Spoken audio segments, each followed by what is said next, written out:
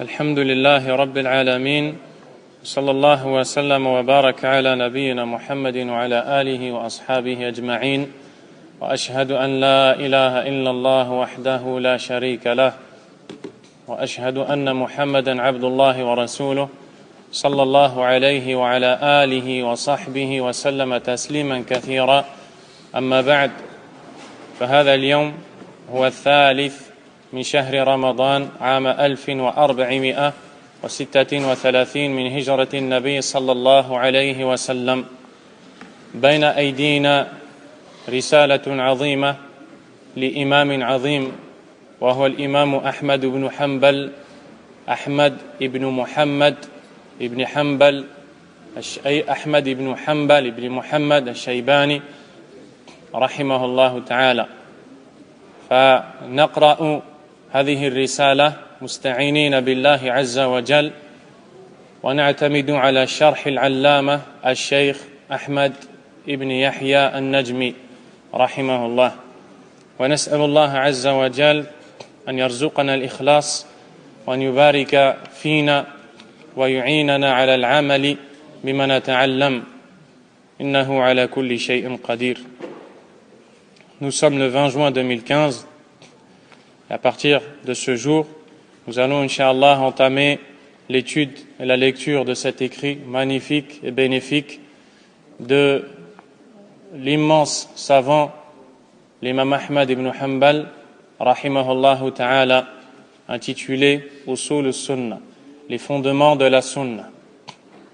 En espérant d'Allah subhanahu wa ta'ala qu'il nous aide, qu'il nous assiste, nous guide, nous pardonne et nous aide à mettre en pratique ce que on lit, ce qu'on entend, ce qu'on écoute. Car le but de la science n'est rien d'autre que la mise en pratique à la recherche de la satisfaction d'Allah subhanahu wa ta'ala. Il est facile à l'un d'entre nous d'amasser les connaissances, mais si par la suite il ne les met pas en pratique, il sera à l'image de cet homme qui a été décrit par le prophète sallallahu alayhi wa sallam: مثل العالم الذي ينسى نفسه كمثل السراج يضيء للناس ويحرق نفسه. L'exemple du savant qui oublie sa personne est comme la bougie. Elle donne de la lumière aux gens tout en se consumant. Allahu Akbar. Le prophète sallallahu alayhi wa sallam a reçu l'art de savoir parler. Et dans ce hadith, il nous a tout dit.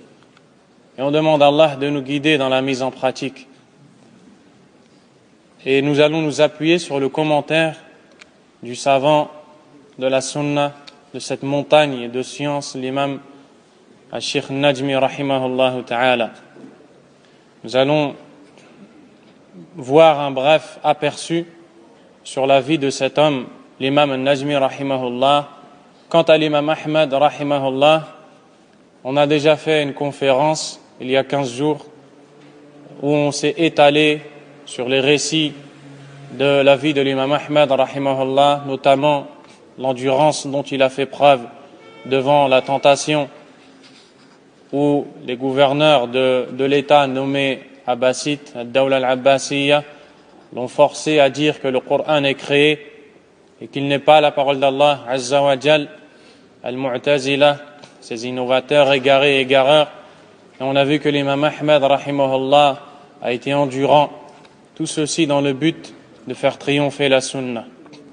Et Allah subhanahu wa ta'ala a béni cet homme et son nom. Et il existait un autre Ahmad à son époque qui était la tête des Mu'tazila, Ahmad ibn Abi Du'ad, dont on n'entend plus parler et dont la plupart des gens n'ont jamais entendu parler peut-être. Et pourtant, c'était lui une des causes qui a poussé les gouverneurs à torturer l'imam Ahmad rahimahullah, à l'emprisonner. On n'en entend pas parler. Leur nom est dans la poubelle de l'histoire. Quant à l'imam Ahmad rahimahullah ta'ala, même les enfants, si on leur dit tu connais Ahmad, il ne sera pas capable de te citer toute sa vie, mais il sait que c'est un imam de l'islam rahimahullah ta'ala. Quant au savant Ahmad ibn Yahya al-Najmi rahimahullah ta'ala, il fait partie de ces montagnes de science contemporaine. C'est un savant de notre époque qui est décédé il y a quelques années, il y a même pas une dizaine d'années. Rahimahullahu ta'ala. Ahmad ibn Yahya ibn Muhammad ibn Bushayr al-Najmi. Rahimahullah. Ce savant est né en l'an 1346 dans le village connu sous le nom de An-Nujamiyya. C'est pour cela qu'on dit de lui An-Najmi, qui vient de Nujamiyya. Et c'était un enfant unique. Ses parents n'ont pas eu d'autres enfants à part lui. Rahimahumallah.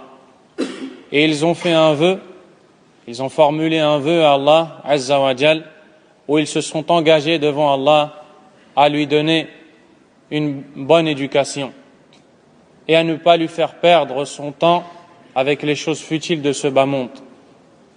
Ils ont décidé de fournir tous leurs efforts pour faire de lui quelqu'un de pieux, pour faire de leur enfant quelqu'un.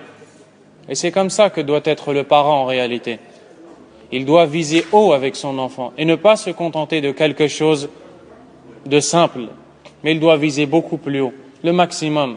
Tout ce qu'il peut faire pour son enfant, qu'il le fasse. Regardez le résultat aujourd'hui des efforts fournis par les parents de ce cheikh, rahimahullah. Et Cheikh al-Najmi, rahimahullah, raconte lui-même, dans certains passages, qu'il n'avait pas d'amis quand il était jeune. Et que ses parents, ne le laissaient pas sortir ici et là. Ils ne le laissaient pas fréquenter n'importe qui. Il n'avait pas d'amis, il ne connaissait pas avoir des amis, sa signification. Et subhanallah, ça a été bénéfique au final pour lui, puisqu'il est devenu ce qu'il est devenu.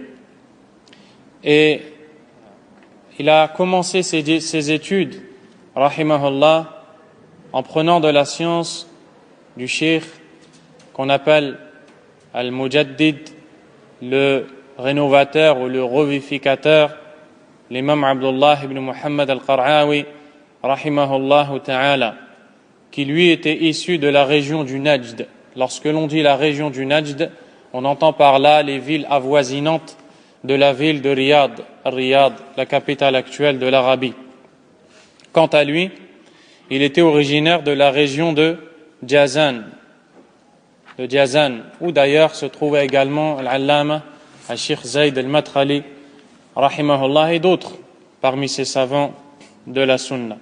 Le Sheikh Abdullah al-Qar'awi, rahimahullah, est arrivé à la région de Jazan sous les ordres du mufti de son époque.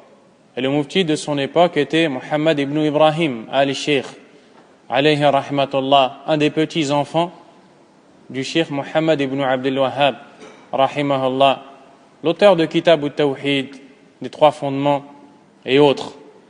Il était donc le grand mufti du pays, et c'est lui qui a ordonné au Sheikh Abdullah al-Qar'awi d'aller à Jazan, dans la région d'où était originaire le Sheikh al-Najmi, rahimahullahu ta'ala, particulièrement dans l'endroit que l'on appelle Samita.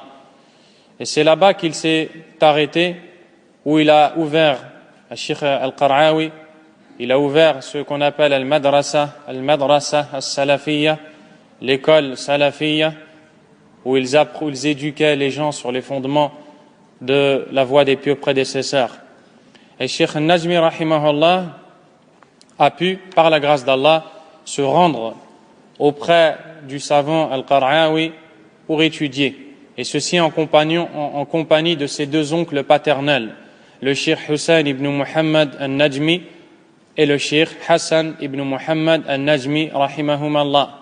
Donc on voit qu'il venait d'une famille qui aimait la science et qui aimait l'étude et la sunna.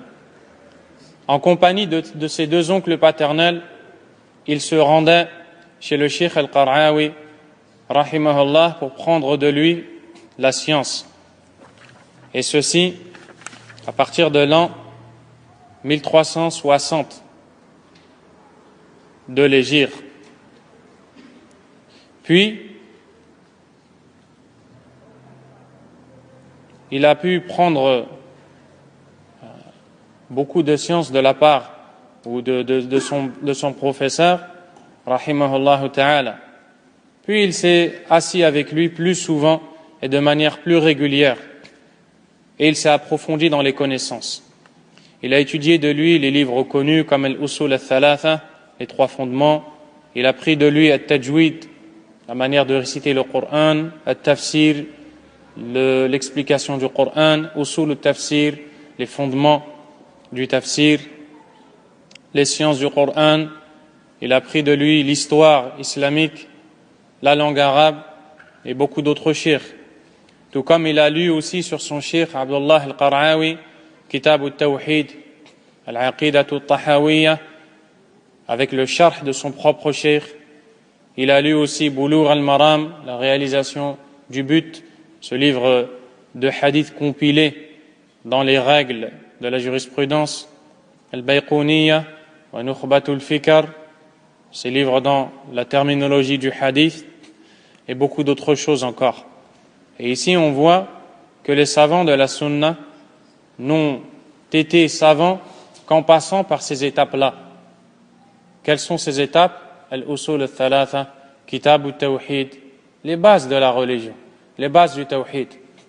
C'est ainsi qu'ils sont devenus ce qu'ils sont devenus.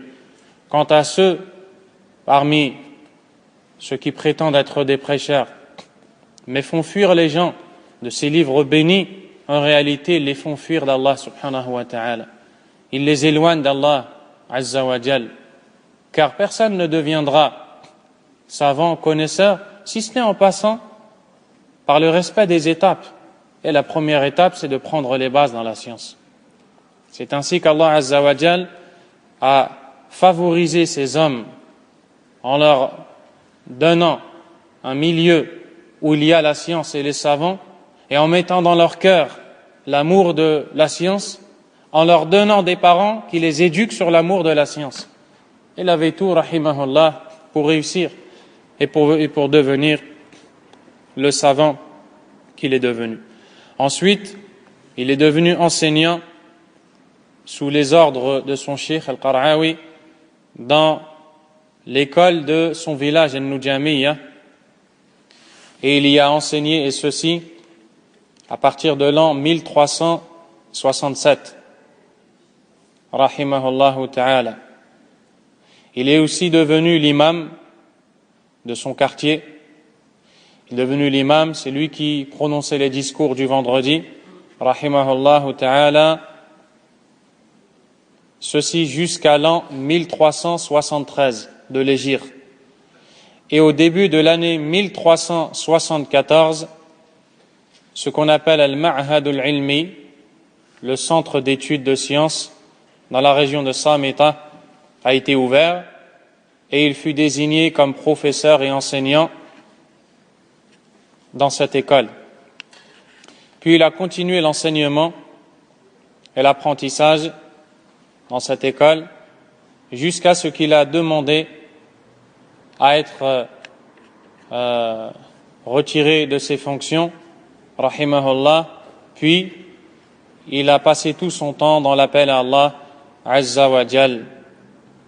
Et c'est ainsi qu'il a enseigné, rahimahullah ta'ala, beaucoup de livres, et il a eu beaucoup d'élèves. Et parmi ses professeurs, rahimahullah, il y a al-Sheikh Abduhu ibn Aqil al-Najmi, rahimahullah. Il y a al-Sheikh Yahya Faqih Absi, rahimahullah, d'origine du Yémen. Il y a al-Sheikh Abdullah al-Qar'awi, dont on a parlé. Il y a al-Sheikh Uthman ibn Uthman Hamli, rahimahullah. Al-Sheikh Ibrahim ibn Muhammad al-Amoudi, rahimahullah. Al-Sheikh Ali ibn al-Sheikh Uthman Ziyad al-Soumali, rahimahullah. Et parmi ses professeurs, al-Sheikh Hafiz ibn Ahmad al-Hakami. Allahu Akbar.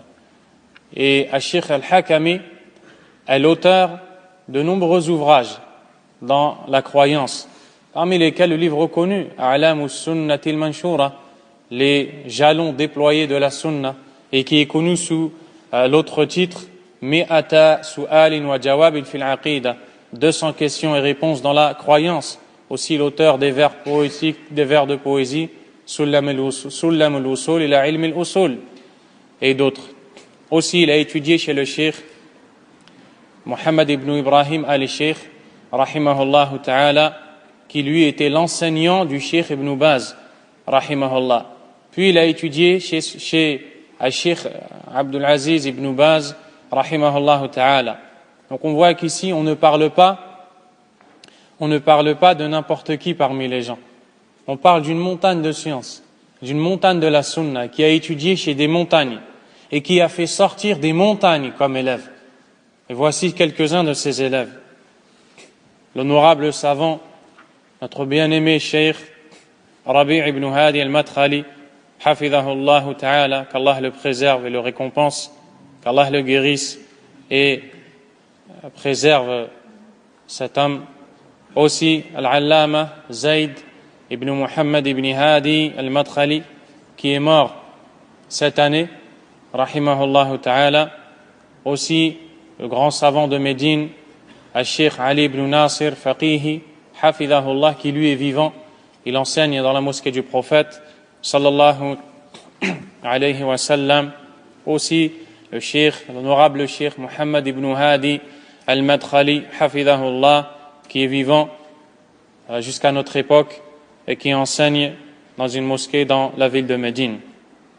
Il a eu énormément d'élèves, rahimahullah, des gens originaires de son pays et d'autres qui sont venus de partout. Rahimahullah ta'ala. Il a été l'auteur de nombreux ouvrages, parmi lesquels celui que nous avons entre nos mains, Itmamul Minna bi Sharhi Usul as-Sunnah lil Imam Ahmad ibn Hanbal, rahimahullah, wa huwa al-kitab alladhi bayna aydina. Ce livre, le commentaire des fondements de la Sunna. Et d'autres parmi les livres, parmi lesquels At-Ta'liqat al-Athariyya ala al-Aqidati al-Wasitiyya, c'est le commentaire de Al-Aqidati al-Wasitiyya de Cheikh al-Islam ibn Taymiyyah, rahimahullah, le commentaire de Sharh al-Sunnah de l'imam al-Barbahari et d'autres parmi les nombreux ouvrages dont il fut l'auteur, rahimahullah ta'ala. Le Cheikh al-Najmi, rahimahullah ta'ala, était quelqu'un de très modeste. Il était quelqu'un qui s'est fait aimer par ses élèves, de par le comportement élevé qu'il avait, rahimahullah ta'ala. Et lorsque souvent on lui posait une question où il lui arrivait de ne pas avoir la réponse, il interrogeait ses élèves. Y a-t-il quelqu'un parmi vous qui connaît la réponse? Avec toute modestie, rahimahullahu tabaraka wa ta'ala. Le Cheikh Mohammed ibn Muhammad Saghir Aqkour, un de ses élèves, a dit « Sa'alani sa'ilun su'alan » Un interrogateur m'a posé une question. « Faqultu lahu adhabu as'alu Cheikh Ahmad al-Najmi » Je lui ai dit « Je vais me rendre chez le Cheikh al-Najmi pour soumettre ta question. » Thumma ublighuka al-jawab, pour te transmettre sa réponse. Falamma dhahabtu ila al-shaykh wa qultu lahu sa'alani sa'ilun su'ala faqultu lahu as'aluka thumma u'tihi al-jawab faqala lish-shaykh limadha ma aftaytahu faqultu ya shaykh kayfa ufti wa anta huna aw kalaman nahwa faqala al-shaykh ila mata tabquna 'alatan 'ala an-nas. Donc celui qui a été interrogé est allé voir Cheikh Najmi et lui a dit « Il y a une personne qui me pose une question, je lui ai promis que j'allais te la soumettre pour transmettre ta réponse. » Cheikh Najmi lui dit « Et pourquoi ne lui as-tu pas répondu toi-même » Et l'autre de répondre « Oh Cheikh, comment répondre à des questions alors que tu es là ?» Et Cheikh Najmi, rahimallah, qui va éduquer son élève et qui va lui dire « Jusqu'à quand vous allez être dépendant des gens ?» Et ça, c'est la tarbiya des savants de la sunna. Les savants de la sunna éduquent les gens vers al-ilm, vers la science. Ils ne veulent pas que les gens soient dépendants de gens. Ils veulent que les gens soient dépendants du Coran et de la sunna. Et ceci ne se fait que par l'apprentissage. Si tu veux ne pas être dépendant de telle ou telle personne, tu dois apprendre. Et bien sûr, pour apprendre, tu passes par ces ulama, par ces savants de la sunna. les savants contemporains. Al-Sheikh Al-Najmi rahimahullah était quelqu'un, comme nous l'avons dit, qui avait des comportements élevés et qui était très modeste. Des fois, il demandait à ses élèves de faire des recherches pour lui, rahimahullahu ta'ala. Et quand il lui arrivait de dire quelque chose qui pouvait être une erreur au cours de son cours, au cours de sa conférence qu'il donnait, il demandait à ce que on prenne l'enregistrement et on corrige cette erreur. Il ne connaissait pas l'orgueil. Et le Cheikh Zayd al-Madkhali, rahimahullah, celui qui est décédé cette année, a dit Al-Sheikh Ahmed murabbin haqq wa haqqan innahu la murabbin bi akhlaqihi murabbin fi ta'amulihi ma'a tullabihi wa zumala'ihi wa mujtama'ihi. Le Cheikh Ahmed, c'est-à-dire Al-Najmi, est un éducateur. Il est réellement un véritable éducateur avec ses comportements.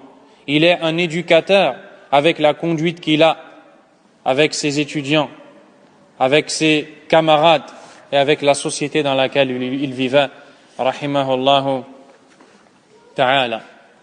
Et le cheikh était connu pour sa piété et sa dévotion, à un point où il était connu de lui qu'il ne dormait que 4 heures dans la nuit et pas plus, rahimahullahu ta'ala. Il dormait 4 heures et le reste du temps il le passait entre la science et la prière. Et même s'il était en voyage, il priait la nuit et n'abandonnait jamais qiyam ou layl, la prière de nuit, comme ses élèves l'ont décrit de lui, rahimahullah. Beaucoup de récits ont été relatés de la part des élèves du Cheikh Al-Najmi, parmi lesquels un de ses élèves qui dit qu'il voyait beaucoup le cheikh se lever quand il avait des invités pour nettoyer les verres dans lesquels il servait les boissons à ses invités. Il n'hésitait pas à lui-même se lever et aller laver ses verres pour les offrir à ses invités, rahimahullah. Il ne disait pas je suis un savant, j'ai atteint le niveau que j'ai atteint, ce n'est pas à moi de faire ces choses futiles, c'est plutôt à quelqu'un d'autre. Loin de là, au contraire. Car plus tu es savant, plus tu te rabaisses. Plus tu es savant, plus tu connais ta place. Et le savant n'est que celui qui connaît Allah tabaraka wa ta'ala par ses noms et ses attributs. Un de ses élèves a eu la clavicule cassée, l'os qui relie à peu près l'épaule à cet endroit. Il a eu la clavicule cassée et il était hospitalisé. Puis le Cheikh Al-Najmi rahimahullah allait le visiter. Il allait le visiter et lui disait je suis venu être sûr que tu vas bien et je suis venu me tranquilliser sur ta situation. Rahimahullahu ta'ala. Il dit personne ne m'a visité autant de fois que m'a visité le Cheikh Najmi. Allahu Akbar. Subhanallah. Et quand cet élève s'absentait souvent des assises du Cheikh Najmi, le Cheikh Najmi n'hésitait pas à l'appeler par téléphone et prendre de ses nouvelles.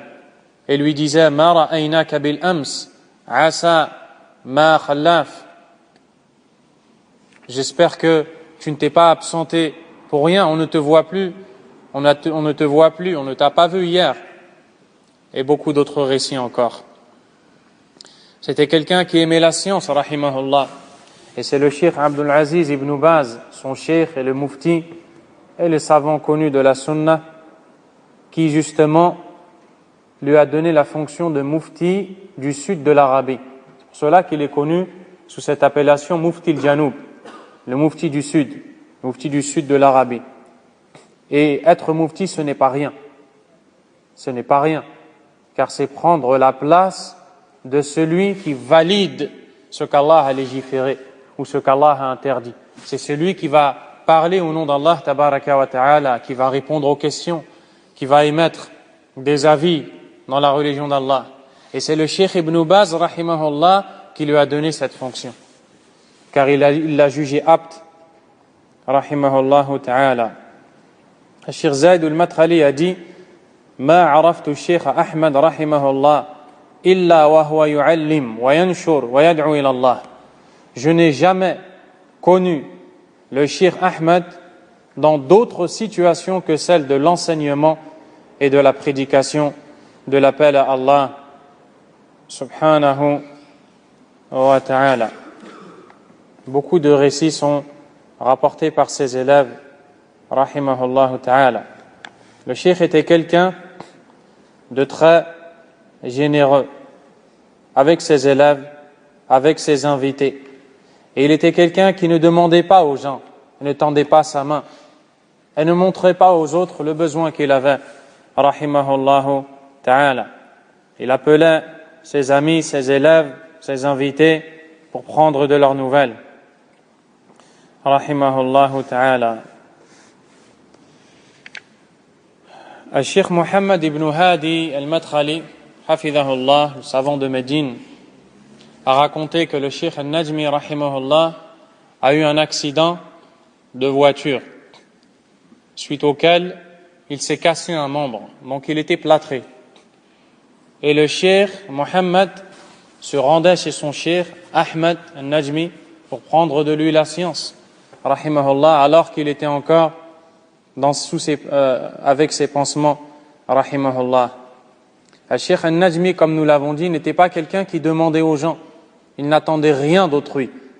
Si bien qu'un jour, il a envoyé, comme le dit le Cheikh Abdullah ibn Muhammad al-Najmi, rahimahullah, il a envoyé un de ses élèves avec un riyal de l'Arabie, la monnaie d'Arabie, qui lui a donné pour lui dire de lui acheter une baguette. Et son élève est parti dans la boulangerie pour prendre la baguette. Le boulanger a su que la baguette était pour le Cheikh al-Najmi, rahimahullah.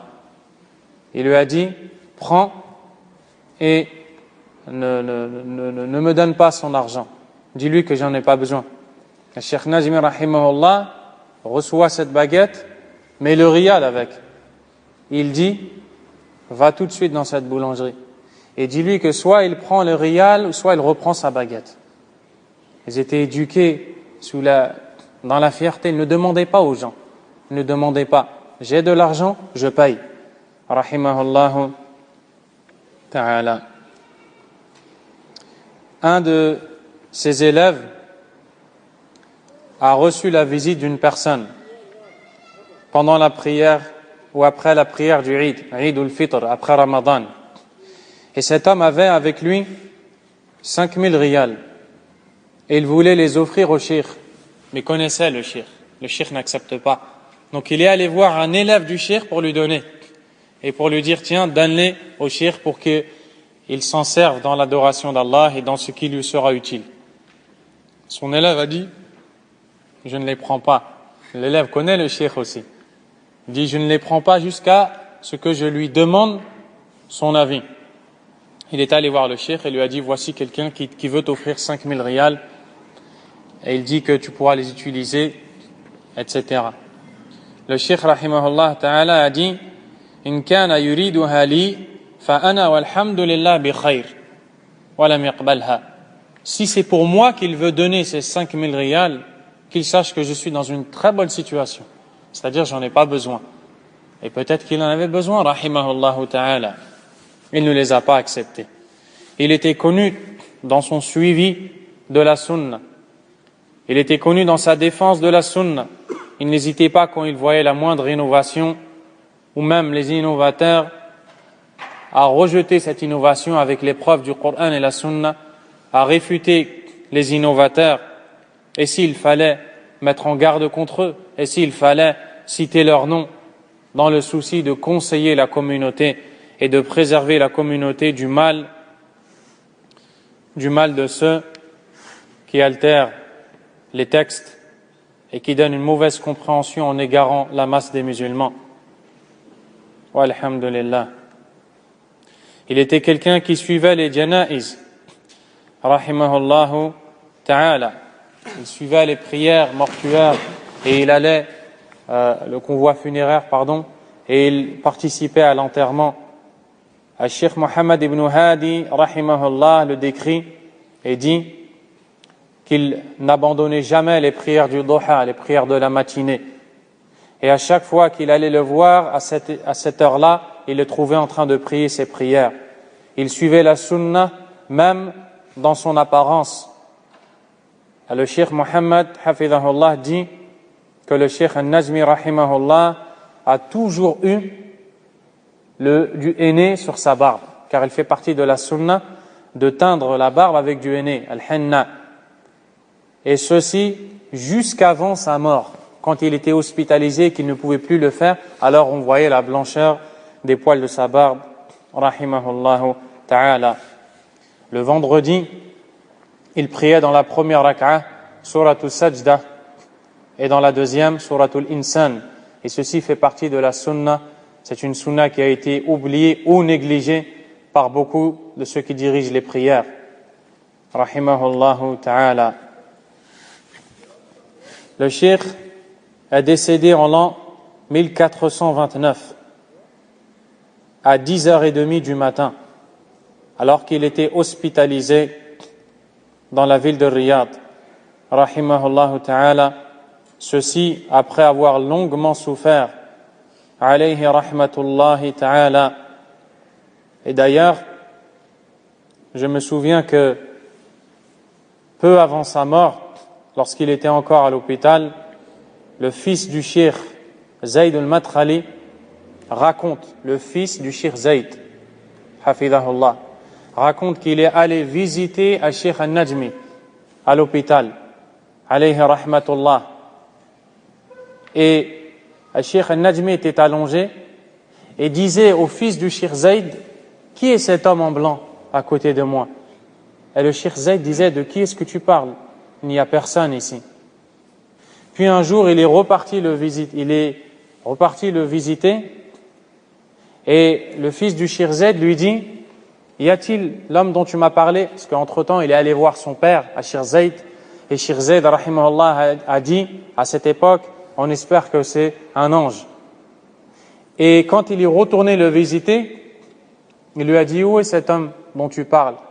Le Cheikh Najmi dit: il est parti. Puis pendant la visite, il dit: c'est lui, il est là, il est revenu. Allahu Akbar. Rahimahullah ta'ala. Ça, c'est le récit du fils de Cheikh Zayd. Rahimahullah. Donc, il a donné tous ses efforts pour appeler Allah Azza wa Jal. Et beaucoup des savants de la Sunna ont participé à la prière sur sa dépouille. Rahimahullah ta'ala. Un très grand nombre parmi les étudiants et les savants de la Sunna, notamment parmi les grands savants comme Cheikh Saleh al-Fawzan et autres parmi les savants de la Sunna, walhamdulillah. Donc voici une brève biographie ou un aperçu de la vie du Cheikh Ahmed al-Najmi, rahimahullah. Al-Cheikh al-Najmi a donc commenté Usul al-Sunnah de l'imam Ahmed, rahimahullah ta'ala. Et il a commencé par une introduction qui avait pour but de mettre en valeur l'importance de l'étude de la aqida, du dogme, de la croyance. Al-Cheikh al-Najmi, rahimahullah, dans cette introduction, a appuyé sur l'importance de la aqida en disant que c'est une base de la religion. C'est la base, c'est le fondement de la religion. Ta'allum al-aqida, apprendre la aqida, la croyance, c'est la base dans ta religion. Car c'est avec celle-ci que tu vas distinguer le bon du mauvais, le vrai du faux, le bien du mal, la sunna de la bid'a, le tawhid du shirk. Et sans l'apprentissage de la aqida, l'individu restera tout le temps et constamment perdu et dépendant d'autrui. S'il tombe sur un soufi, il devient soufi. S'il tombe sur un ikhwani, il devient ikhwani. Et s'il tombe sur quelqu'un de la sunna, un salafi, il devient salafi. Donc il faut apprendre à l'aqida. Car sans aqida, il n'y a pas de religion. La religion n'est considérée que si elle est accompagnée de la bonne croyance. Que si elle est accompagnée de la bonne croyance. Car sans la croyance, la religion n'est pas droite. Ad-dinu ghayru mustaqim. Et Allah tabaraka wa ta'ala nous a ordonné de mettre en pratique la religion droite. Dans le Coran, Allah azza wa jalla nous dit wa anna hadha sirati mustaqiman fattabi'uhu wa la tattabi'u subula fatafarraqa bikum an sabilihi. Dans le sens du verset, et voici mon chemin dans toute sa rectitude. Voici mon chemin droit, suivez-le donc et ne suivez pas les autres voies. Elles vous dévieront de la voie d'Allah azza wa jalla.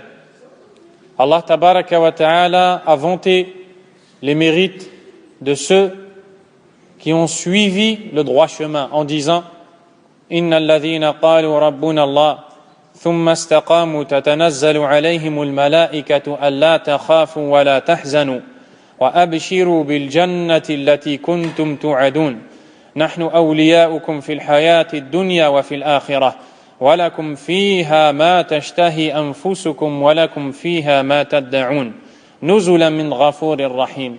Dans les sens du verset ou des versets, Allah azza wa jalla dit certes, ceux qui ont dit notre Seigneur est Allah et qui se sont tenus droit, les anges descendent vers eux pour leur dire n'ayez pas peur et ne soyez pas attristés et réjouissez-vous du paradis qui vous était promis.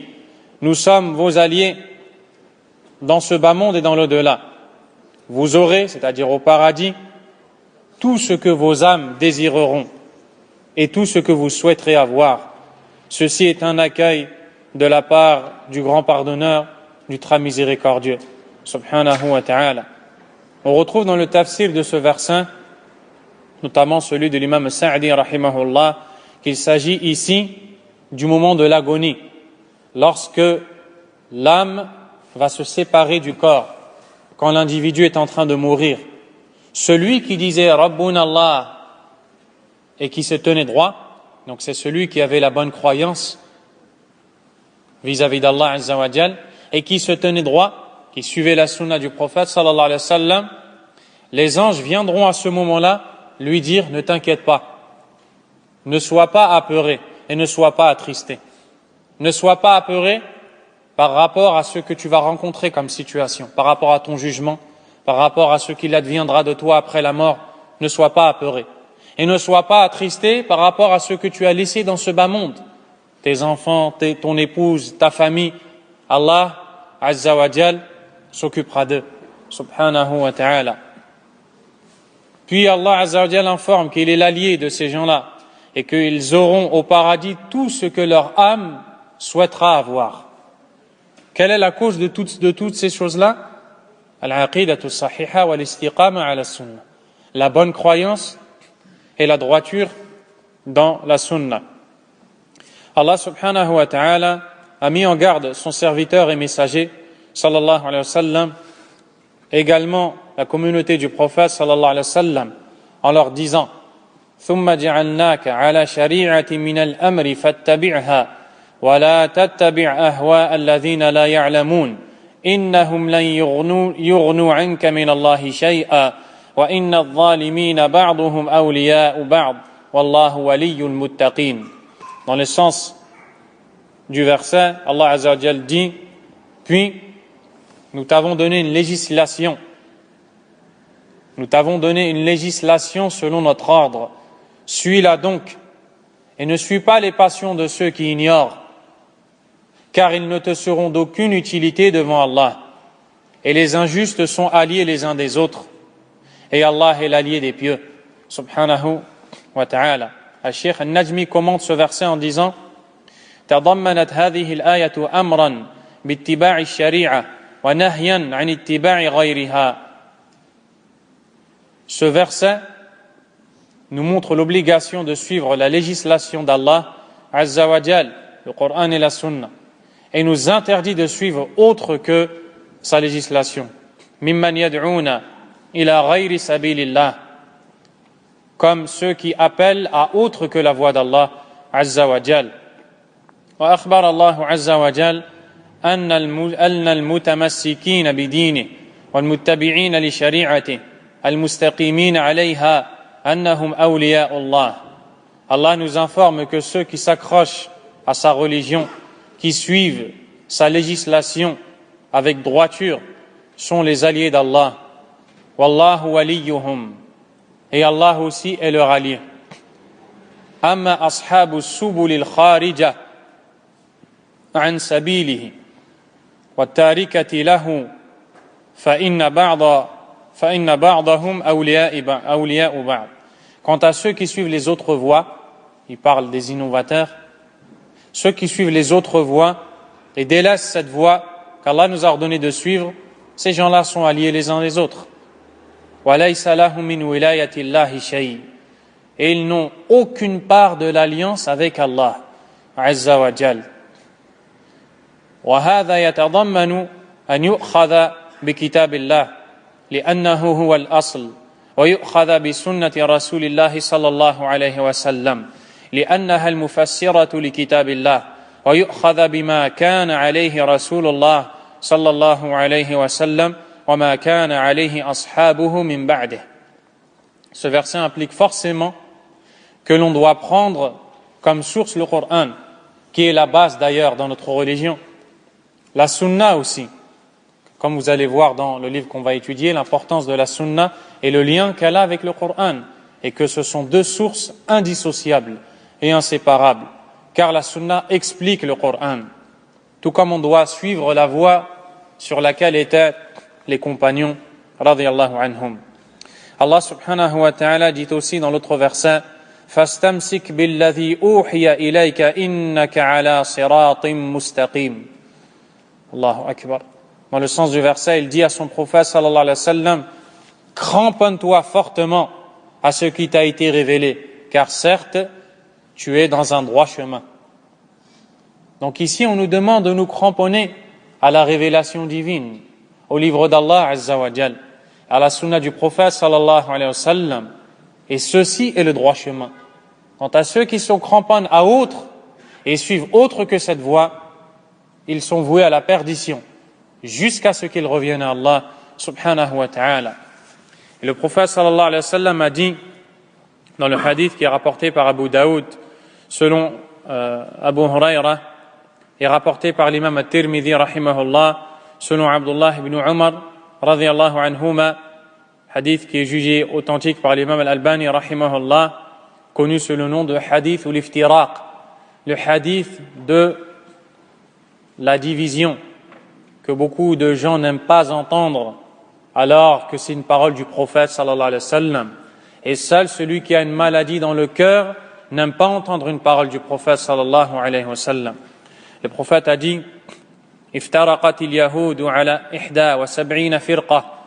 Les juifs se sont divisés en 71 sectes, en 71 fractions. وافترقت النصارى على 72 فرقة. Et les chrétiens se sont divisés en 72 fractions. وستفترق هذه الأمة على 73 فرقة كلها في النار إلا واحدة. Et ma communauté va se diviser en 73 fractions.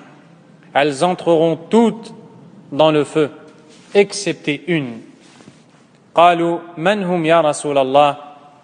Le prophète dit, on dit au prophète sallallahu alayhi wa sallam, qui sont-ils ô messagers d'Allah? Et le prophète sallallahu alayhi wa sallam de répondre, humul ladhina ala mithli ma ana alayhi wa ashabi. Ils sont ceux qui suivent la même voie sur laquelle mes compagnons et moi sommes. Donc voici la voie à suivre. Le prophète sallallahu alayhi wa sallam nous informe dans ce hadith que les musulmans vont se diviser.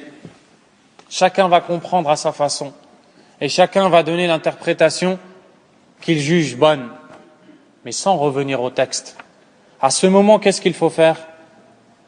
À quoi est-ce qu'il faut revenir? À quoi est-ce qu'il faut se cramponner?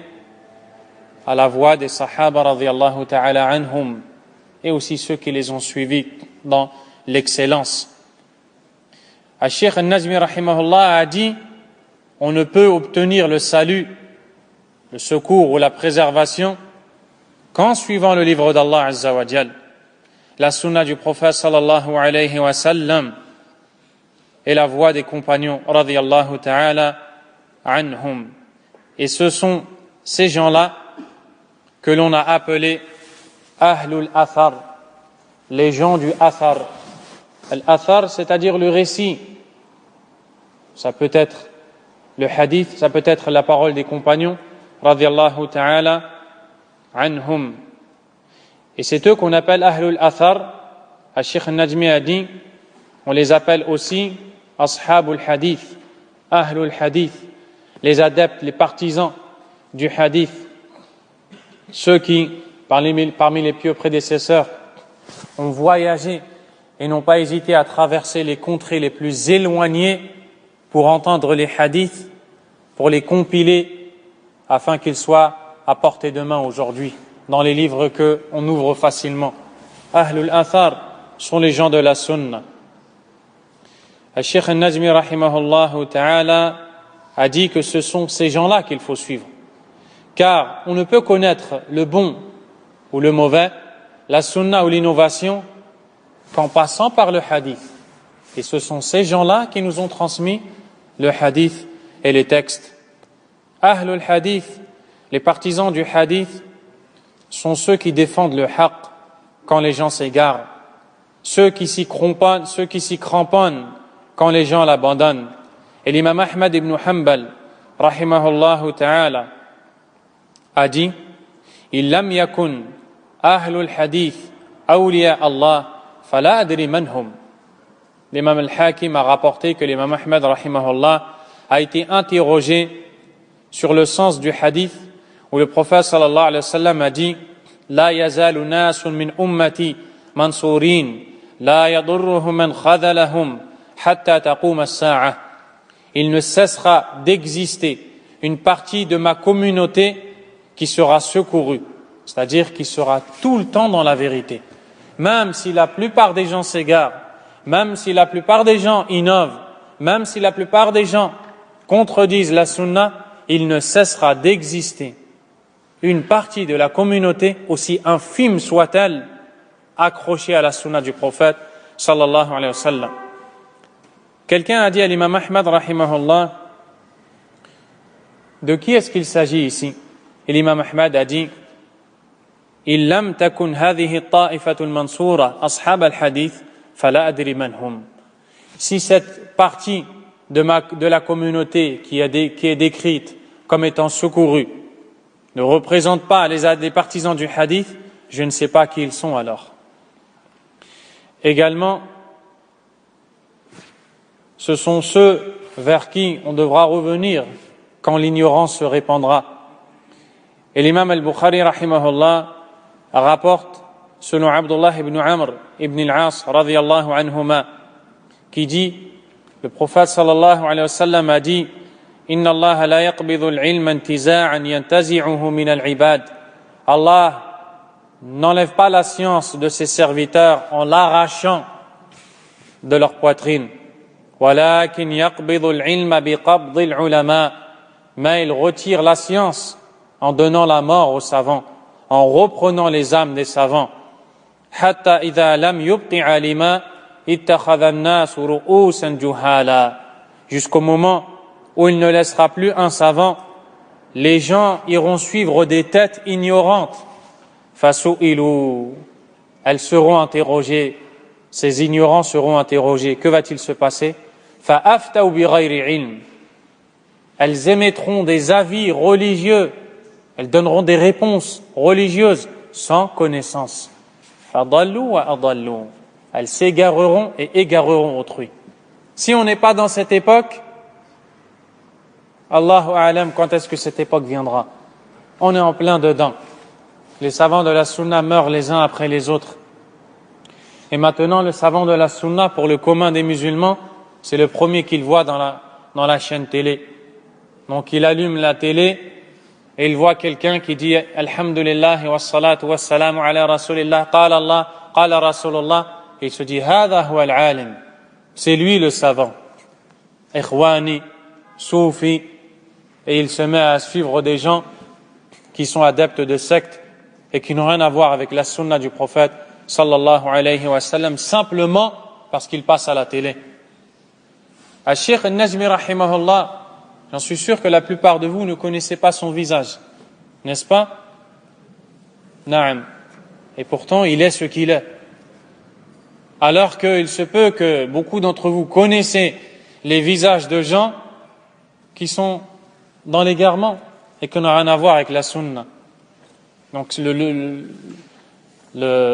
l'important n'est pas de l'avoir vu, de ne pas l'avoir vu à la télé ou je ne sais pas, ou je ne sais quoi d'autre. L'important est de vérifier est-ce qu'il fait partie des savants de la sunna. Si oui, on prend. Sinon, on ne prend pas de lui. Même s'il est orateur, éloquent, convaincant, comme vous allez le voir dans le livre qu'on va étudier, bi'idhnillahi ta'ala. Al-Sheikh Al-Najmi rahimahullah dit فعليكم يا طلاب العلم بطريقة أهل الحديث لتتفقهوا في الدين. Ô vous les étudiants en sciences, cramponnez-vous à la méthodologie des partisans du hadith pour vous instruire dans la religion, pour apprendre votre croyance authentique, celle dont Allah est satisfait et qui rendra Allah satisfait de vous. Suivez-la et ne déviez jamais ni à droite ni à gauche de cette voie. Car dévier de cette voie, la voie des pieux prédécesseurs, signifie s'égarer et signifie la perdition. Il dit, donc il nous conseille, rahimahullah, invoquez Allah à chaque instant, demandez à Allah à tout moment de vous guider, de vous montrer la droiture, de vous montrer la vérité, de vous aider à la suivre, de vous montrer le faux et vous aider à vous en écarter. Demandez à Allah subhanahu wa ta'ala qu'il fasse que ce chemin ne soit pas ambigu pour vous, afin que vous ne vous égarez pas. Et ceci est le chemin droit qu'Allah nous a ordonné de suivre. Et Allah, dans chaque rak'a, dans chaque unité de prière, nous a ordonné, n'est-ce pas, de réciter Suratul Fatiha. Qu'est-ce qu'on y retrouve? Ihdina siratan mustaqim. Guide-nous dans le droit chemin. Et Allah subhanahu wa ta'ala nous a ordonné de réciter à chaque prière Suratul Fatiha, car nous sommes dans le plus grand besoin de la guidée d'Allah Azza wa Jal. Si bien que la prière de l'un d'entre nous n'est valable que quand ce dernier a récité le Fatiha. C'est-à-dire que tant qu'il n'a pas récité le Fatiha, sa prière n'est pas acceptée, elle n'est pas valable chez Allah Azza wa Jal. Al-Sheikh Al-Najmi rahimahullah dit وهذه السورة قد تضمنت ما يأتي. Cette sourate a englobé les choses suivantes. Premièrement, les louanges qui sont faites à Allah subhanahu wa ta'ala dans le verset Alhamdulillahi Rabbil Alamin. Car c'est lui-même le seul qui mérite les louanges subhanahu wa ta'ala. Puis, la description d'Allah comme étant celui qui a la miséricorde, qui a englobé toutes choses, et celui qui a la miséricorde particulière par laquelle il va favoriser les croyants. On y retrouve aussi la description d'Allah tabaraka wa ta'ala comme étant le maître, celui qui possède, le roi Azza wa Jal, qui ne partage avec aucun autre la royauté, Maliki Yawmiddin. Et ici, on voit Maliki Yawmiddin, le maître du jour de la rétribution, alors qu'Allah Azza wa Jal est le maître de toutes choses. Et les savants ont dit, comme l'a dit Cheikh Najmi, wa asnadahu ila Yawmiddin li'annahu la malakata fihi zahira li ahad. Il parle particulièrement du jour de la rétribution alors qu'il est le maître de toutes choses, car le jour de la rétribution, on verra vraiment qu'Allah Azza wa Jal est lui le maître de toutes choses. Aujourd'hui, tu peux prétendre être possesseur d'une maison, d'un bien quelconque, de l'argent, tu peux être un roi, tu peux être ce que tu es. Et chacun prétend être le roi qui possède. Mais le jour dernier, on verra que la royauté de tout le monde va disparaître et seule celle d'Allah va rester. Pour cela, Allah Azza wa Jal a dit dans Sourate Ghafir que le jour du jugement dernier, il dira liman al-mulku al-yawm lillahi al-wahid al-qahhar. À qui est la royauté aujourd'hui? Personne ne pourra répondre, car il aura repris toutes les âmes. Puis il se répondra lui-même en disant à Allah, l'unique, le dominateur suprême, subhanahu wa ta'ala. Et le jour de la rétribution, c'est le jour pour lequel on doit se préparer. C'est un test. Allah Azza wa Jal dit وَمَا أَدْرَاكَ مَا يَوْمُ الدِّينِ ثُمَّ مَا أَدْرَاكَ مَا يَوْمُ الدِّينِ يَوْمَ لَا تَمْلِكُ نَفْسٌ لِنَفْسٍ شَيْئًا وَالْأَمْرُ يَوْمَئِذٍ لِلَّهِ. Et qui te dira ce qu'est le jour de la rétribution? Encore une fois, qui te dira ce qu'est le jour de la rétribution? Le jour où aucune âme ne possédera quoi que ce soit. Et l'ordre, ce jour-là, sera Allah seul, subhanahu wa ta'ala. Ensuite, on trouve dans Surat al-Fatiha le fait qu'Allah est le seul qui mérite l'adoration, Azza wa Jal, et qu'on doit lui demander son aide. Iyyaka na'budu wa iyyaka nasta'in. Puis Allah Azza wa Jal, après ces introductions de la Surat al-Fatiha, nous a donné l'ordre, après ces introductions de la sourate Al-Fatiha, ces introductions qui sont les causes pour qu'Allah nous accepte nos invocations, le fait de louer Allah, de reconnaître sa puissance, sa perfection, ensuite de demander Ihdina as-sirat al-mustaqim, car Surat Al-Fatiha est divisée en deux, comme Allah Azza wa Jalla lui-même a dit dans le hadith rapporté par l'imam Muslim. Qasamtu as-salata bayni wa bayna 'abdi nisfayn.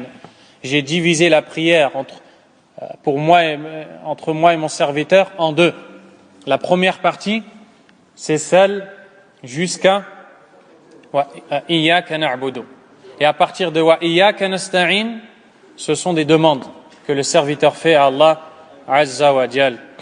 À partir de la deuxième partie, on voit qu'il faut demander la guidée d'Allah. Ihdina as-sirat al-mustaqim.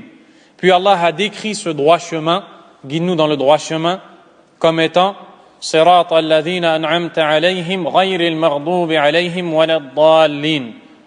Le chemin de ceux que tu as comblés de tes faveurs, non pas celui de ceux qui ont encouru ta colère, et ni celui des égarés. Al-Sheikh Najmi rahimahullah a dit, cette sourate, ce chapitre du Coran, a réuni en lui tout le bien. C'est pour cela qu'Allah nous a ordonné de réciter cette sourate à chaque unité de prière.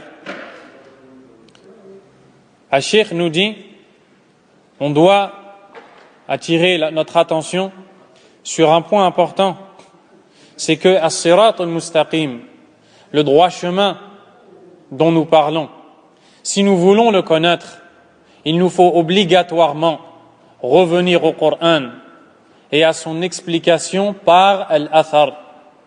Na'udu ila al-Qur'an wa ila tafsirihi bil-athar. On doit revenir au Coran et à l'explication du Coran par la sunna. Wa bi'amali ar-rasul sallallahu alayhi wa sallam wa amali as-sahabati min ba'dihim. Par les actions faites par le prophète sallallahu alayhi wa sallam et de ses compagnons après lui. On doit apprendre la sunna, c'est-à-dire le hadith. Allah Azza wa Jalla a dit وَمَا كَانَ الْمُؤْمِنُونَ لِيَنْفِرُوا كَافَّةً فَلَوْلَا نَفَرَ مِنْ كُلِّ فِرْقَةٍ مِّنْهُمْ طَائِفَةٌ لِيَتَفَقَّهُوا فِي الدِّينِ وَلِيُنْذِرُوا قَوْمَهُمْ إِذَا رَجِعُوا إِلَيْهِمْ لَعَلَّهُمْ يَحْذَرُونَ. Dans le sens du verset de Surat At-Tawbah, Allah Azza wa Jalla dit, et les croyants n'ont pas à tous se déplacer ensemble, c'est-à-dire pour la recherche de la science, dans le sens rapproché du verset. Mais si une partie de la communauté se déplace, c'est-à-dire voyage et se déplace à la recherche de la science pour s'instruire dans la religion, puis avertir leur peuple une fois revenu, peut-être ce peuple sera averti. Allah, dans ce verset, nous montre l'importance de parcourir des distances à la recherche de la connaissance pour apprendre la religion d'Allah Azza wa Jal. Et les salafs, les savants de la sunna, n'hésitaient pas à traverser des pays pour entendre un seul hadith. Et l'imam Ahmad, rahimahullah, était avec son compagnon Yahya ibn Ma'in, cet homme qui l'a accompagné pendant 50 ans, son ami proche, et qui lui-même est un des grands imams de la sunna. Il a quitté Bagdad en direction de San'a, pour aller, San'a, la capitale du Yémen, pour aller rencontrer Abdul Razzaq al-San'ani, le grand imam de la sunna de l'époque. Bagdad, San'a, à pied, en passant par la Mecque pour accomplir le pèlerinage. Une fois arrivé à la Mecque, quand il était avec son ami en train de tourner autour de la Kaaba, al-Tawaf, Yahya ibn Ma'in reconnaît Abdul Razzaq al-San'ani qui était venu du Yémen pour faire le Hajj à cette époque. Yahya ibn Ma'in dit à Ahmad, voici Abdul Razzaq qui est venu. Alhamdulillah, nous n'avons plus besoin d'aller jusqu'au Yémen. Puis il dit à Abdul Razzaq, nous avions l'intention d'aller au Yémen prendre de toi la science, mais puisque tu es là, demain nous venons dans l'endroit où tu vis, où tu résides temporairement pour prendre cette science de toi. L'imam Ahmad rahimahullah azza wa jal lui a dit, qui t'a dit d'agir ainsi? Je suis sorti de Bagdad avec l'intention d'aller à San'a pour prendre la science. Et wallah, je ne changerai pas mon intention. En sachant que de la Mecque à San'a, il y a 1 mois de marche aller, 1 mois de marche retour. Mais une fois arrivé à la Mecque, il faut qu'il continue à marcher jusqu'à Bagdad. Puis quand il est revenu, après son voyage, les gens de la Mecque l'ont vu et lui ont dit, il apparaît de ton visage que tu es extrêmement épuisé. L'imam Ahmad rahimahullah ta'ala a dit, ce n'est rien du tout et ça n'a aucune valeur pour moi à partir du moment où j'ai pris la science du Cheikh Abdul Razzaq. C'est comme ça qu'étaient les gens de la sunna rahimahumullah ta'ala.